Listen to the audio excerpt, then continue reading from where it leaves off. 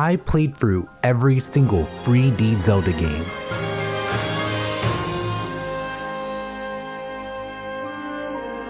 With the recent release of Tears of the Kingdom, I thought I'd brush up on some of my Zelda lore and play through all the old 3D Zelda games, including the N64 games, GameCube and Wii games, before ending off with Breath of the Wild and Tears of the Kingdom.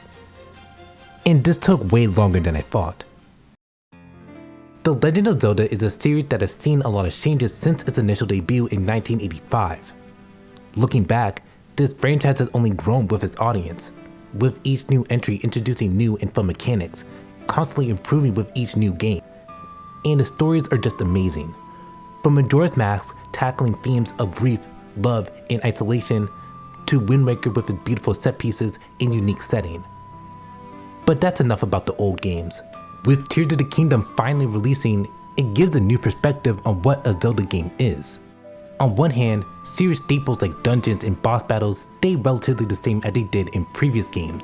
But on the other hand, this game is nothing like previous Zelda games, focusing more on a non-linear style of gameplay, allowing the player to express themselves however they like, which is new to the franchise.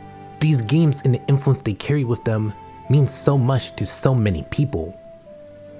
And I wanted to talk about that, starting with the very first 3D Zelda game.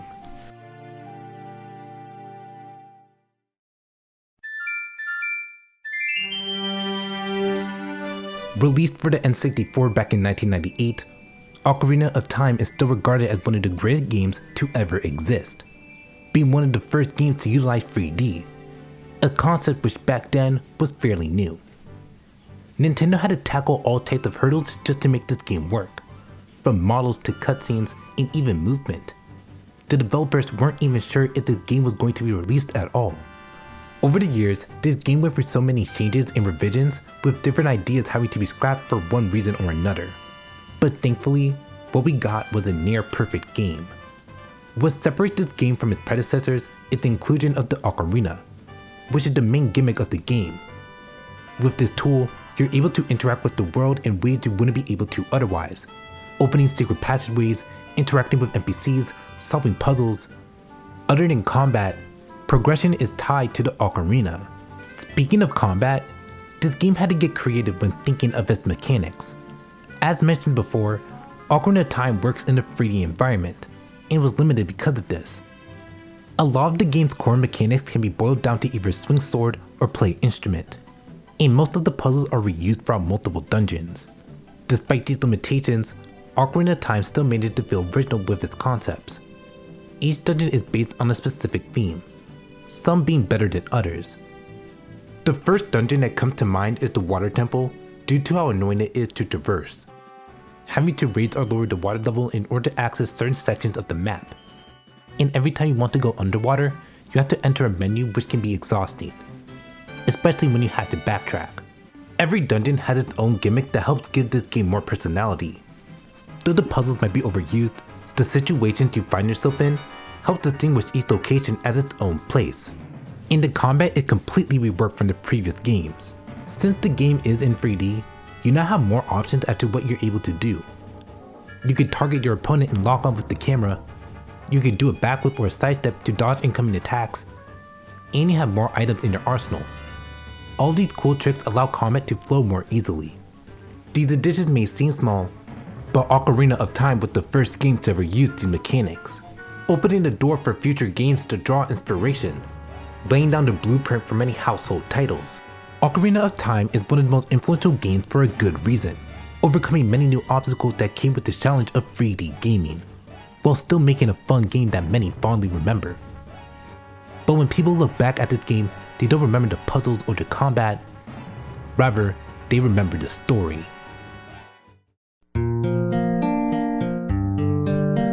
The Legend of Zelda series is known for its storytelling, introducing unique characters and settings we wouldn't see anywhere else. You play as Link, a young boy who had to defy all odds and defeat the Demon King Ganondorf in order to save Hyrule. You meet some characters, do some dungeons, gain the Master Sword, the only weapon that can stand a chance against Ganon, but then you enter a coma for 7 years only to be reawakened and be told that the kingdom you worked so hard to save had fallen into ruin and that you're the only one who can save it. You know, normal hero stuff. The story primarily focuses on courage as its main theme, going against evil and standing up for what's right, protecting what you hold closest to your heart. That takes courage, and this game does a really good job at conveying these themes. Having to go through Hyrule, fighting massive bosses and overcoming the odds, it's good storytelling. Also, there's the Triforce, which is just a physical representation of courage, with Link holding the Triforce of courage. So if it wasn't obvious before, now it should be. The story is why so many people connect with The Legend of Zelda in the first place. At its core, the Legend of Zelda series is relatable, motivating us to be better, to stand up for what we believe in, to have courage.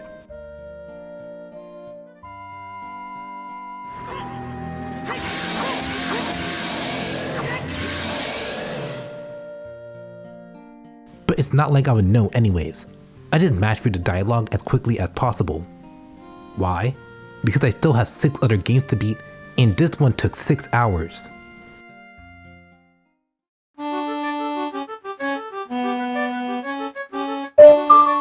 Majora's Mask, the direct sequel to Ocarina of Time. There are a lot of things I like about this game, and some other aspects I don't like as much. I'm not saying it's a bad game or anything, but rather it has some issues. But let's start off with the positives. Being a direct sequel to Ocarina of Time, the game expands on its ideas in clever ways.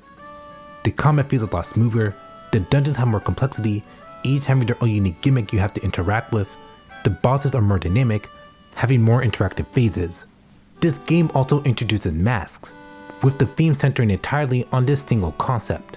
Whenever Link puts on a mask, he can transform into a variety of different forms, each one having its own unique ability to help solve puzzles. The Zora mask allows Link to breathe underwater, or the Deku mask which allows Link to glide in the air. Each mask has its own purpose, with some being more helpful than others. With each mask doing something different, it provides enough variety to where the game doesn't get stale, while also expanding on the world. Every time you get a new mask, it offers new information about the place you're in or the people around you, making you question what each mask does and the implications behind them.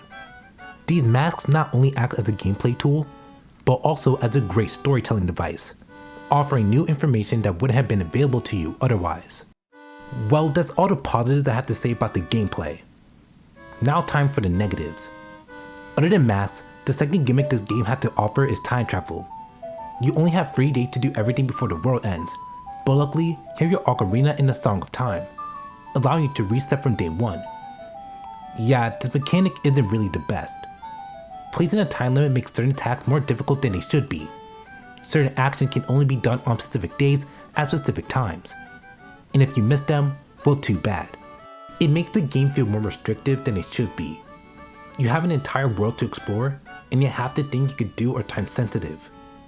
You do have songs that can slow down time or send you forward to a specific date, but nothing that can send you backwards, which sucks because the whole day cycle system plays a huge role in the game. Not being able to rewind time to a certain date just feels like an oversight.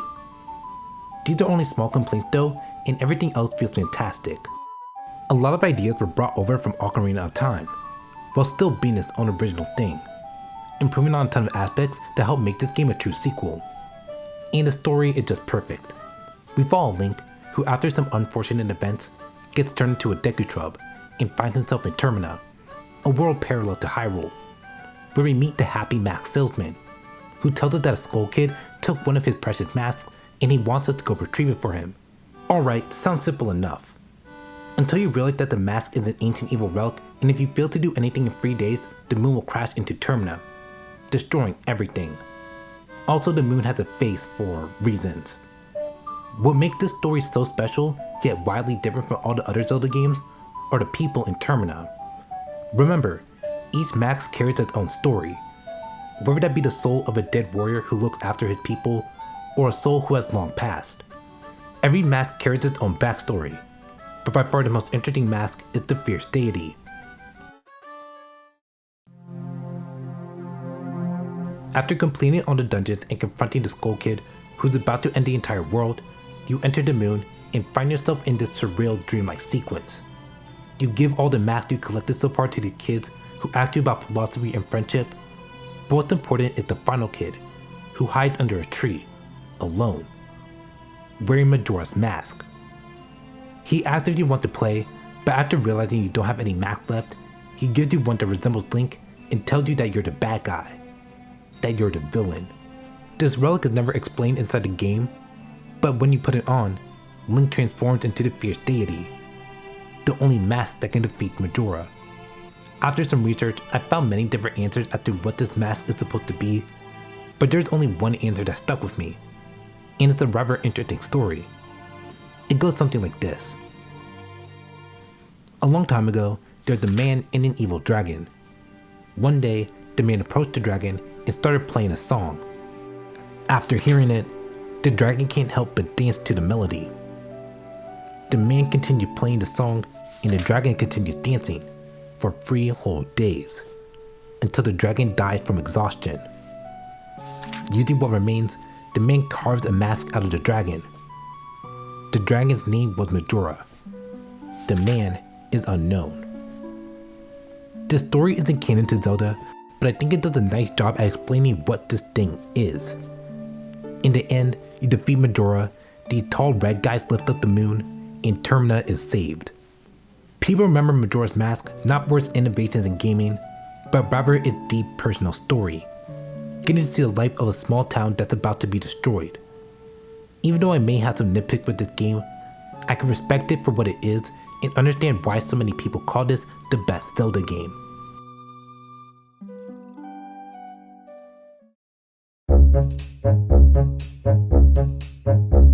The Legend of Zelda Wind Waker. A game that was originally supposed to look like this, before being scrapped and replaced with this. I actually adore this game's art style. For a game that's 20 years old, it holds up surprisingly well. This is the most expressive we've ever seen Link, and it's adorable. The game plays similarly to Ocarina of Time, but with a twist. As we look through every new Zelda game, you'll note that each one has a unique gimmick tied with the gameplay. And Wind Waker is no different, with Link being able to sail across vast lands, separating this game from its predecessors. The game takes place in a world that is completely flooded, with land masses splitting into multiple different islands, each one having their own culture or secret treasure for you to collect. So far, this feels like the most open world Zelda game. You can change the direction of the wind by waving your little baton, giving the player more control. You're encouraged to explore the vast variety of islands as you don't know what you'll find next. Dungeons also make a return with new themes and gimmicks.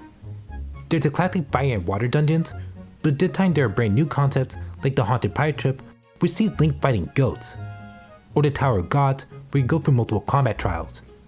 Some of the dungeons do borrow from previous Zelda games, but overall, the game is pretty creative, introducing new mechanics and characters like Tetra or a talking boat. And oh hey look, Ganon's back. Years have passed since the hero of time saved Hyrule.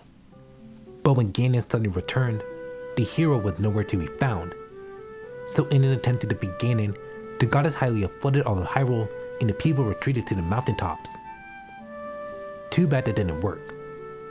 Years later, you wake up on a small island when a giant bird suddenly takes your little sister away, prompting you to go on this big sprawling adventure. You become a pirate with the help of Tetra, you sail the ocean blue, and uncover Hyrule's history, fulfilling your role as the hero of time.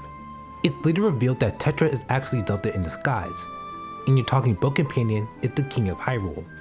The story has a lot of similarities to Ocarina of Time, with many of the themes and boss battles originating from the first game. Usually I would have a problem with this as the story wouldn't feel original enough, but for some reason, I don't. The story improves off of Ocarina while still offering its own unique take on the franchise. Link's quest is more personal since you're not fighting because some old dying tree told you it was your destiny, but rather to protect your little sister. It's a small touch that really adds to the stake of Wind Waker. The Triforce also makes a return, but it's in the worst way possible. Instead of already having the Triforce before the game starts, for some reason, you have to run around the entire map in order to find all 20 plus pieces to rebuild the Triforce in one of the most excruciating missions I have ever played in any video game. But the set pieces look cool though. That's a plus. Overall, Wind Waker is one of the best games released for the GameCube. The art style is perfect, the story is pretty good, nothing too drastic from what we've seen before, but there's one problem. So far, Zelda games have stayed relatively consistent throughout the years. You wake up, find sword, do dungeon, find item to complete said dungeon, beat boss, rinse and repeat until you beat the game. And this was fine for the first 2 games in the series, but when playing through Wind Waker, it just felt repetitive. Gameplay wise, the game doesn't offer that much in terms of innovation. Sure, the selling mechanics offer some variety, but that's it. For now, this remains one of the more generic 3D Zelda titles. Not saying it's bad, but compared to the previous 2, this one doesn't offer a ton of new stuff. Hopefully the next game improves in terms of gameplay.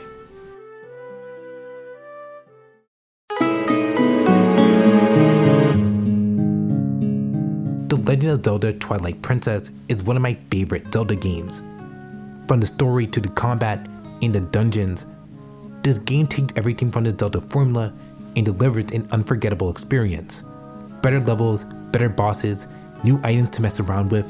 The combat still feels the same as any other 3D Zelda, but that's not an issue when you consider how big this game actually is. The main gimmick of this entry is that Link can turn into a wolf. He has a completely different moveset from his human form, with Link being able to switch freely in between these two later on in the game, solving puzzles and finding secrets he wouldn't be able to otherwise. And the boss battles are just amazing. The development team definitely improved with the boss fights as they feel more interactive than before, and are generally more fun. Then there's the Twilight Zone, an area where you can only be Wolf Link and you have to run around collecting teardrops in order to turn back into your human form. These segments of the game aren't really my favorite. They tend to be repetitive and don't really offer much in terms of things to do. With all that being said, what really stands out about this game are the dungeons. With 8 in total, each one being this big open map for you to explore, having to transform in between your human and beast form in order to progress. The game still suffered from the Zelda formula I mentioned earlier, with many of the common tropes and themes being present throughout the game. But to give credit where credit is due, the game does improve on a lot of these aspects, which help make it feel more distinct. Twilight Princess feels like a breath of fresh air for the series, experimenting with new mechanics and designs that are new to the Zelda franchise. And Zant, he tries to be a villain.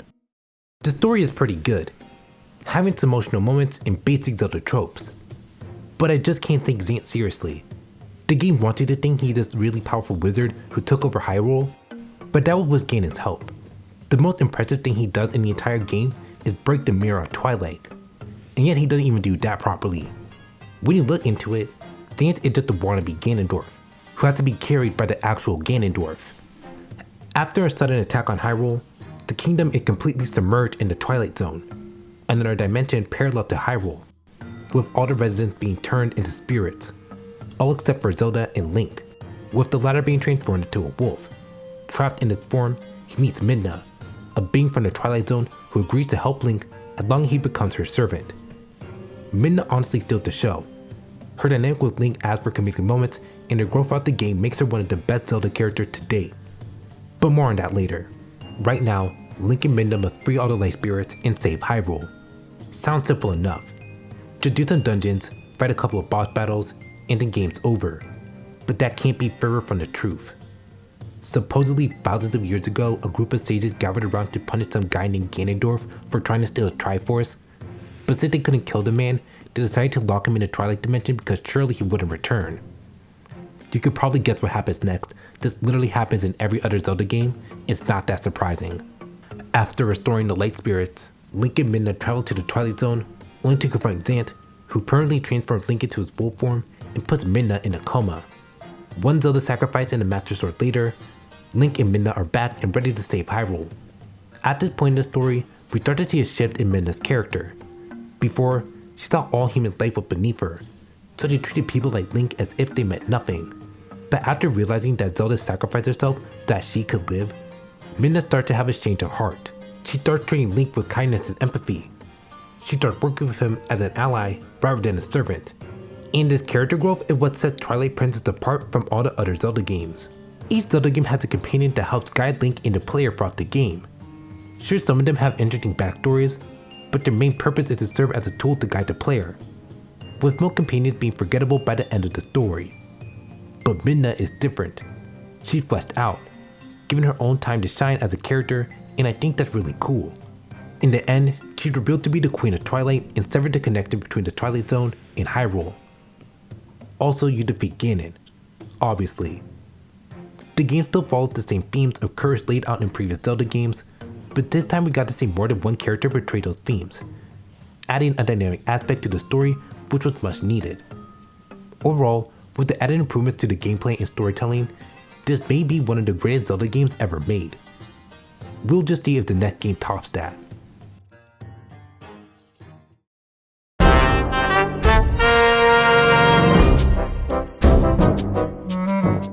The Legend of Zelda Skyward Sword, the last traditional 3D Zelda game. And I had mixed feelings about it. On one hand, the dungeons and set pieces have never been better. On the other hand, this game is the sole reason why I hate motion controls. Skyward Sword released for the Wii in 2011 and was meant to advertise the new Wii Motion Plus feature, an add-on which made motion controls work better. But this gimmick is incorporated into every aspect of the game. Want to swing your sword? Motion controls. Want to use your item? Motion controls. Want to solve puzzles? Motion controls. I would be fine if the motion control played a minor part in the gameplay, but it's crammed everywhere, and it isn't really the most reliable gimmick. Other than that, everything else is honestly great. The art style really stands out here, as it's a mix between Twilight Princess's realism and Wind Waker's colorful art style, creating this unique design that looks absolutely gorgeous. The dungeons are pretty standard as far as Zelda games go. They offer some nice complexity with the puzzles, and the designs are some of the most unique we've seen in the series. The dungeons are some of the most interactive since each one has to include motion controls in some way. The real magic of this game comes down to its boss design, as this game includes some of the best boss fights ever seen in any Zelda game. Every boss fight has its own gimmick to it, forcing you to approach each fight in a different way. Some of my favorites include this guy with the 6 hands, ain't no way I'm pronouncing his name, and the Gearham fights are always a challenge, but more on him later. Compared to other Zelda games, Skyward Sword is definitely easier. The bosses may be fun, but they aren't hard to beat, and the puzzles are fairly simple. There could be a ton of different reasons as to why this is, with motion controls being a big contributor.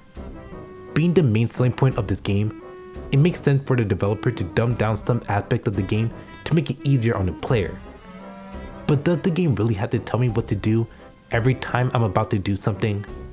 This is another problem. Fee acts as your companion throughout the story, but all she does is slow the game down. You'll be in the middle of a mission, but all of a sudden Fee just pops out of nowhere and gives you mountains of text on the mission you're currently on.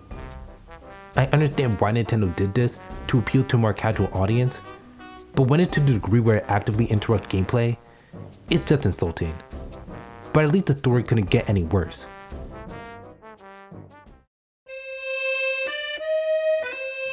Whenever people talk about Skyward Sword, they always mention the story and how it's the best in the franchise. How all the characters are fleshed out unlike any other Zelda game.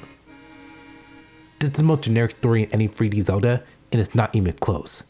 The plot doesn't really do anything that different to stand out. Zelda sacrifices herself? That already happened. The goddess Hylia gets into an intense battle and the people have to move closer to the sky? Yeah, that's just Wind Waker. The most interesting thing this story had to offer is the dynamic between Link and Zelda, as the game built a more romantic relationship between the two, which is something new to the series. But this relationship is never explored any further other than that it could happen. The most we get is the mention that Link and Zelda are close friends, and that's all we're left with. This game also introduces 2 completely new characters that we never get to see again, with the first person being Groose, who is honestly forgettable in my opinion. It's not that he's a bad character, he just doesn't leave that much of an impression.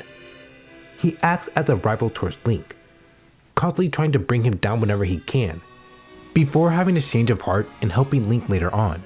Groose is a cool concept of a character, but the main problem with him is that he only has 2 moments in the entire game, and then he's just gone. It would definitely help if we got to see more of his character, but for now we have to settle with what we got. Gearham on the other hand, he gets plenty of screen time and I love it.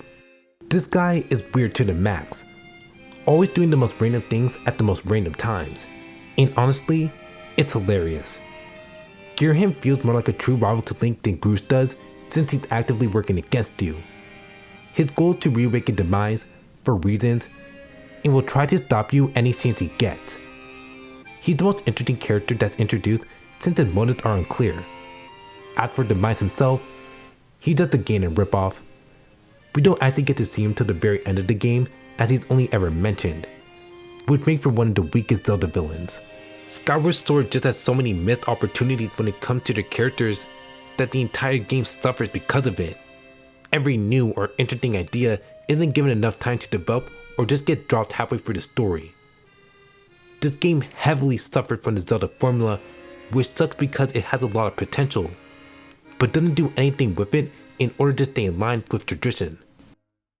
You could disagree with me on the story, and that's totally fine. I'm looking at this game through the lens of all the previous Zelda games, seeing how Skyward Sword improved from their predecessors. As a standalone story, it's perfectly fine, but when compared to all the other 3D Zeldas, this one could use some improvements.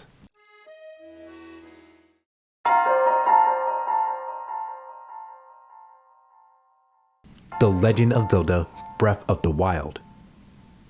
This game was a huge leap forward from the previous Zelda games that I don't even know where to begin. Development for the game started all the way back in 2011 after Skyward Sword released, with series director Eiji Aonuma expressing how he wanted to take the series in a new direction, saying, quote, "With Skyward Sword, the way the game's world was set out, the areas the player could explore were actually reasonably limited. A lot of people who played the game said to me that they wished they were able to explore the areas between the areas, the gaps between the areas. So the idea of having an open connected world was in my mind as soon as Skyward Sword was finished. This idea would end up taking years to perfect, and resulted in drastic changes for the Zelda series as a whole. The reality was, Nintendo never experimented with a non-linear game before, so an idea as ambitious as this one was going to take a while. From 2011 to 2016, there were many different rumors as to what the game could possibly be, with Aonuma stating that he wanted to reform how dungeons and puzzles worked, as well as allowing the player to reach the end without having to progress through the story. Aonuma wanted a brand new Zelda game, a game that does rely on the formula we've seen in past titles. And to be honest, it was about time. After Skyward Sword, fans started noticing how the games felt similar, how progression in every Zelda game boils down to the same core principles. At this point, it was clear that Zelda needed to change if it ever hoped to stay relevant. And in 2017, after years of delays and trailers, Breath of the Wild finally released.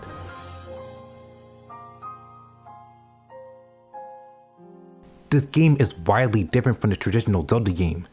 Everything is connected to one world. You can go wherever you want, whenever you want. There are no restrictions or level caps that block you from certain objectives. You can even go straight to the final boss if you really wanted to. In Breath of the Wild, the world is your playground. See something cool far off in the distance? Why not check it out? Or maybe you're low on resources. You could find a nearby town and collect materials, or you could raid an enemy base and collect those items for free. The game is always throwing some new problem at you, and it's up to you to solve it since there aren't any wrong answers. The new mechanics introduced allow you to solve these problems in unique ways, leading to endless possibilities. There's never one answer or one path. You can always find some way to solve a puzzle, even if it was unintended. It promotes creativity, interacting with the countless amounts of symptoms, or just thinking of some dumb contraption and realizing it actually works.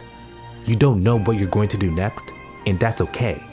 The amount of content that can be found is enough to where no matter what you're doing, you're at least making progress.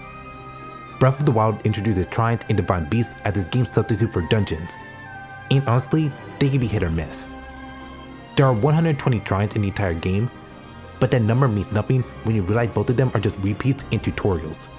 Shrines are an integral part of progression, but once you get enough hearts and stamina, there isn't any incentive to do them. And the Divine Beasts aren't that different. The puzzles aren't that difficult, and the themes are non-existent. Every dungeon looks the exact same. At least with older Zelda titles, you could tell which one was the Forest Temple and which was the Fire Temple. And the boss fights are just disappointing. They all look the same and have similar attacks. As if with making this game, they decided to suck out all the soul from the dungeons. There are a lot of things to not like about this game, but I'll always look back with fond memories. The dungeons may be lacking in content, and weapon durability might not be the best mechanic, but the rest of the game very well makes up for it. Riding on top of the dragon for the first time, collecting all the Korok seeds just to be handed this, or simply traveling the vast lands until something catches your eye. Everyone has a different experience when playing this game. That's what makes it so special. Except for the story. It's forgettable. I've heard some mixed opinions on this game's story. Some say it's the best Zelda had to offer, while others heavily disagree with that statement. But if I'm going to be honest, I wasn't really paying attention. The plot feels more as an excuse to progress the gameplay, which is fine when you realize you don't have to interact with the story. Everything you need to know is explained at the beginning of the game and the rest is just filler. It would be cool if the majority of the plot didn't happen through flashbacks, but since progression is only tied to the gameplay, it makes sense why the story feels so shallow. There are many things to like about Breath of the Wild, and also many things to dislike. But at its core, BTW is about exploration. Figuring out what you want to do in an open world with seemingly limitless opportunities. Playing the game as little or as much as you want. It's up to you. It's the magic that makes this game so good, being titled one of the best games to come out in recent years. Sure, it has its ups and downs, but no Zelda game can compare to this masterpiece. Also, this game took me around 30 hours to beat, which is insane for a Zelda game.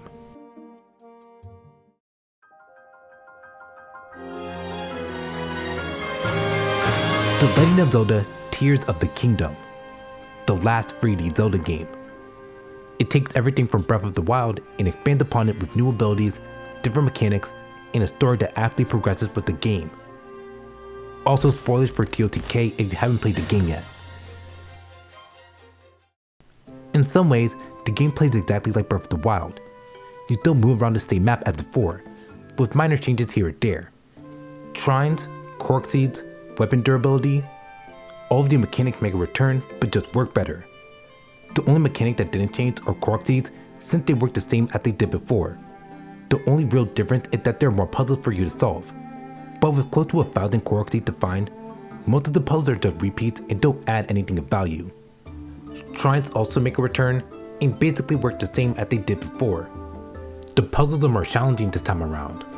Some of the shrines require you to think outside the box. I found myself getting stuck on some of the puzzles, which is something I can't say about Breath of the Wild. This game does a better job at handling weapon durability, but doesn't fix it. Your weapon constantly breaking was one of the biggest complaints players had with Breath of the Wild. You're in the middle of a really intense fight. Your HP is low, your stamina is looking thin, but you finally get a successful flurry rush. And then your weapon breaks.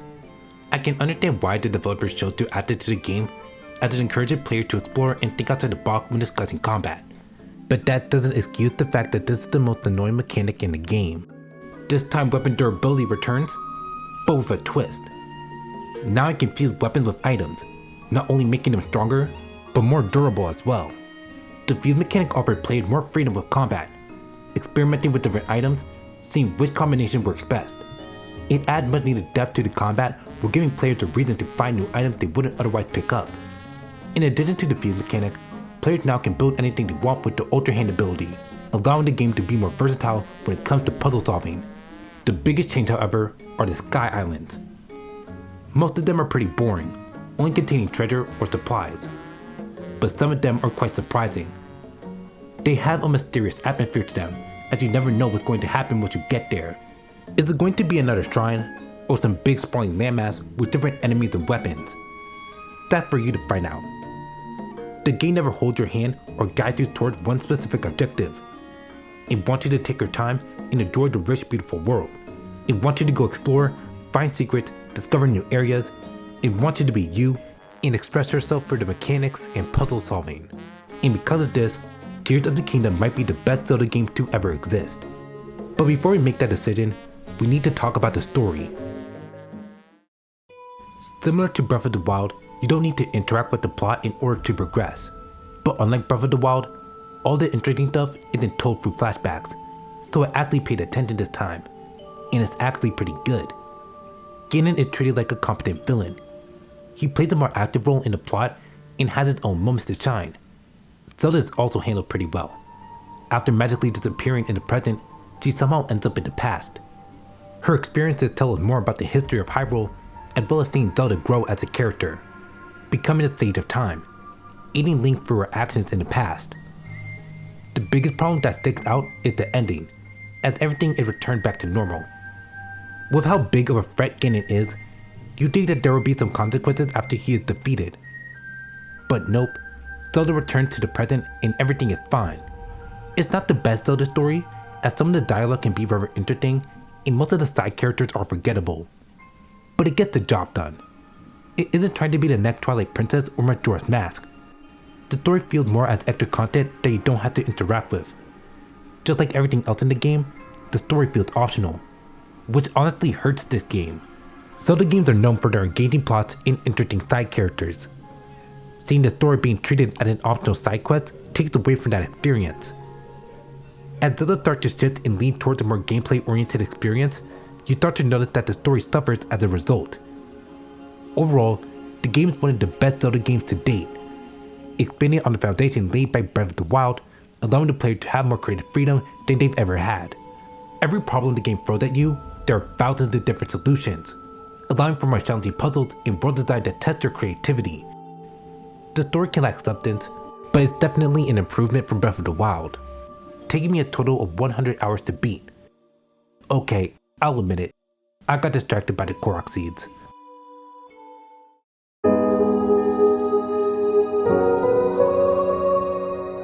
With Tears of the Kingdom completed, that's all of the Zelda games. This series means so much to me, and I know it means a lot to other people as well. The magic that each game captures, the stories that they tell, the influence these games have on the entire gaming industry cement this series as one of the best gaming franchises of all time. I know I had some major complaints with some of these games, but I wouldn't consider any game from this collection to be bad. Some games are just better than others, and that's okay. Each one has something that allows it to stand out from the rest, while still delivering on a solid Zelda title. When I started working on this video, I never saw myself spending more time than I needed to on any given title. The whole point was to match through the dialogue and get through these games as fast as I could, but I soon found myself alone in my room just thinking after each and every game, contemplating on the different themes and design choices, watching the series evolve as I played through game after game after game, realizing that Legend of Zelda might be my favorite series of all time. It's clear that this series has had an impact on me. I just hope that with this video, I made you realize why these games are so great in the first place. And who knows, maybe these games had an impact on you too.